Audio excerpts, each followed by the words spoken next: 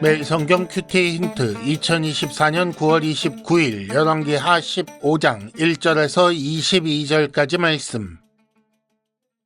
이스라엘 왕 여로보암 제27년에 유다왕 아마샤의 아들 아사랴가 왕이 되니 그가 왕이 될 때의 나이가 16세라 예루살렘에서 52년간 다스리니라. 그의 어머니의 이름은 여골리아라 예루살렘 사람이더라.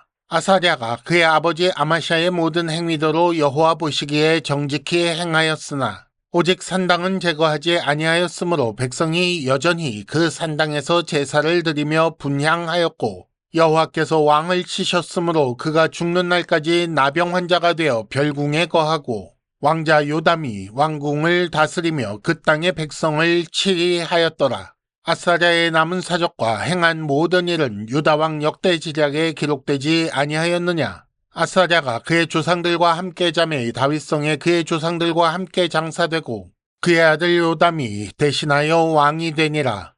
유다의 왕 아사랴의 제38년에 여로보암의 아들 스가랴가 사마리아에서 6달 동안 이스라엘을 다스리며 그의 조상들의 행위대로 여호와 보시기에 악을 행하여 이스라엘로 범죄하게 한 느밧의 아들 여로보암의 죄에서 떠나지 아니한지라. 야베스의 아들 살룸이 그를 반역하여 백성 앞에서 쳐 죽이고 대신하여 왕이 되니라. 스가랴의 남은 사적은 이스라엘 왕 역대지략에 기록되니라. 여호와께서 예후에게 말씀하여 이르시기를 네 자손이 4대 동안 이스라엘 왕위에 있으리라 하신 그 말씀대로 과연 그렇게 되니라. 유다왕 우시야 제39년에 야베스의 아들 살룸이 사마리아에서 왕이 되어 1달 동안 다스리니라. 가드의 아들 므나헴이 드르사에서부터 사마리아로 올라가서 야베스의 아들 살룸을 거기에서 쳐 죽이고 대신하여 왕이 되니라.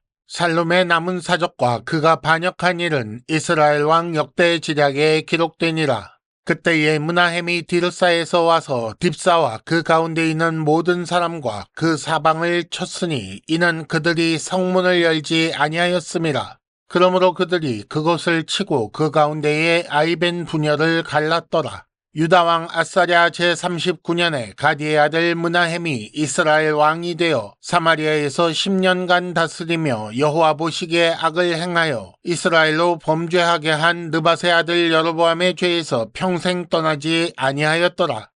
아수르 왕 불이 와서 그 땅을 치려 하매 므나헴이 은 1000달란트를 불에게 주어서 그로 자기를 도와주게 하므로 나라를 자기 손에 굳게 세우고자 하여 그 은을 이스라엘 모든 큰 부자에게서 강탈하여 각 사람에게 은 50세겔씩 내게 하여 아수르 왕에게 주었더니 이에 아수르 왕이 되돌아가 그 땅에 머물지 아니하였더라. 므나헴의 남은 사적과 그가 행한 모든 일은 이스라엘 왕 역대지략에 기록되지 아니하였느냐.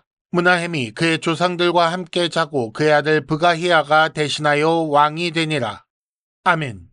오늘의 큐티 힌트 3가지입니다. 첫째, 유다왕 아사랴의 삶은 한마디로 용두사미입니다. 둘째, 그 말씀대로 과연 그렇게 되었습니다. 셋째, 반역과 폭력이 난무하는 역사를 보십시오.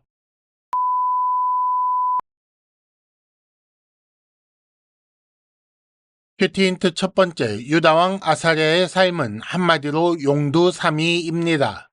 유다왕 아사랴의 기록을 살펴보면 이상한 반전이 있습니다. 3절, 아사랴가 여호와 보시기에 정직히 행하였다라고 했는데 5절, 여호와께서 왕을 치셔서 나병 환자가 되었다라고 나옵니다. 비록 산당은 제거하지 않았지만 여호와 보시기에 정직하게 행하였던 왕입니다. 그런데 어느 날 여호와께서 왕을 치셨고 죽는 날까지 나병 환자가 되었다는 거지요. 하지만 그 이유가 산당을 제거하지 않았기 때문은 아닙니다. 그러니까 4절이 5절의 원인이 아니라는 말입니다. 그럼 이런 이상한 반전은 어쩌다 온 것일까요? 우리는 여기서 역대하 26장을 보아야 합니다. 열왕기에는 유다왕이 아사랴라는 이름으로 나오는데 역대하에는 유다왕 우시야라는 이름으로 나오는 것을 주의하며 보시기 바랍니다. 역대기 기록에 따르면 처음에는 그가 하나님의 도우심을 얻어 군사, 경제 등 분야에서 성과를 거둡니다. 하지만 교만하여 성전에서 분향하려고 하다가 나병이 생겨서 쫓겨나지요. 당시 상황을 생각해 보면 북이스라엘의 고난이 심할 때였으니 남유다의 상황도 나빴을 것입니다. 그래서 하나님께서 여로보암을 통해 이스라엘을 구하신 것처럼 아사랴를 통해 유다를 구원하셨다고 볼 수 있는 거지요. 그런데 그것을 자기 힘으로 거둔 성공으로 여겨서 교만하게 된 것입니다. 힌트 첫 번째, 교만은 패망의 선봉입니다. 큐티 힌트 두 번째, 그 말씀대로 과연 그렇게 되었습니다. 이스라엘 왕 여로보암의 아들 스가랴가 왕으로 다스린 기간은 겨우 6개월입니다. 그가 왕이 된 지 6개월 만에 야베스의 아들 살룸이 반역하여 그를 죽이고 대신 왕이 된 것이지요. 이렇게 왕조가 바뀐 것에 대해 그 말씀대로 과연 그렇게 된 것이라고 기록하고 있습니다. 예후는 분명히 하나님으로부터 4대라는 말씀을 들었습니다. 그러면 이 왕의 4대 왕 노릇하는 집안이라면 40년씩 4대 동안 태평성대도 가능하지 않았을까요? 스가랴가 왕이 된 지 6개월 만에 반역자에 의해 비참하게 죽은 이유는 무엇일까요? 4대 만에 끝내기 위해 하나님께서 억지로 죽이신 것입니까? 성경을 다시 살펴보면 예후와 그 이후의 자손 4대 모두 여호와 보시기에 악을 행하였다라고 평가하고 있습니다. 그러니까 언제라도 멸하실 수 있었지만 약속을 지키며 회개를 기다리신 것입니다. 만일 예후로부터 4대 동안 바른 신앙으로 가정을 세웠다면 오히려 4대 이상 복을 누렸을 것입니다. 힌트 두 번째, 나를 사랑하고 내 계명을 지키는 자에게는 1000대까지 은혜를 베푸느니라. 10계명을 통해 알려주신 하나님의 마음입니다. 큐티 힌트 세 번째, 반역과 폭력이 난무하는 역사를 보십시오.